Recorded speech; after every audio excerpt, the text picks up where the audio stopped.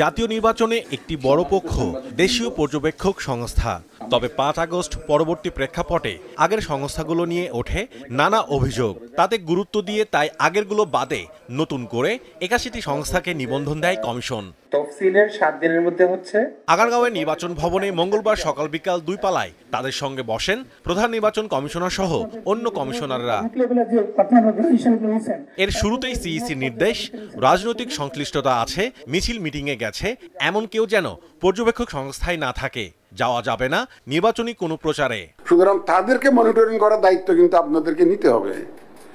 যদি কোনোখান থেকে একটা রিপোর্ট আসে যে আপনার ইলেকশন অবজারভার এটা রাজনৈতিক দলের পক্ষে হয়ে কাজ করছে, এখানে ইনফ্লুয়েন্স করছে, তাহলে কিন্তু great damage done to your reputation. সুতরাং আপনারা প্লিজ মেক শিওর যে আপনাদের লোকজন যাতে টোটালি ইম্পার্শিয়াল থাকে। এই সময় নির্বাচন কমিশনার আবুল ফজল সানাউল্লাহ মনে করিয়ে দেন, এবারে নির্বাচনে কেন্দ্রে ভোটার আসবে অনেক বেশি।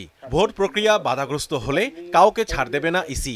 বাংলাদেশের ইতিহাসে সবচেয়ে স্বচ্ছ নির্বাচন হতে যাচ্ছে 2026 সালে, নিশ্চিত থাকেন। এবং এই স্বচ্ছতার ব্যত্যয় যারা ঘটাবে তাদেরকে নির্বাচন কমিশন ন্যূনতম ছাড় দিবে না। অন্যদিকে ভোট কেন্দ্রে অবাধে যাতায়াত ও আইনি সুরক্ষা চেয়েছে পর্যবেক্ষক সংস্থাগুলো। তো এই পোস্টাল হেলথ অবজারভেশন মানে ভোটিংটা অবজারভেশন কিভাবে করা হবে এটার ব্যাপারে ডিটেল আমাদের আরো পরিষ্কার করে আমাদের প্রশিক্ষণ করেন যে কোনোভাবে জানানো দরকার। নির্বাচনের আগে ২-৩ মাস আগে জেলা প্রশাসনের কার্যালয়ে মত বিনিময় সভা হয় স্যার, নির্বাচন বিষয়ে মত বিনিময় সভা হয়, কিন্তু সেখানে আমাদের থাকার কোনো সুযোগ নাই। তফসিলের আগে রাজনৈতিক দল, শিক্ষাবিদ, নির্বাচন বিশেষজ্ঞ সহ নানা অংশীজনদের সঙ্গে সংলাপ শেষ করেছে এএমএম নাসিরউদ্দিন কমিশন। এই ৩ দিনের জন্য যেহেতু পর্যবেক্ষণ। Mahmudul Hasan, star news, Dhaka.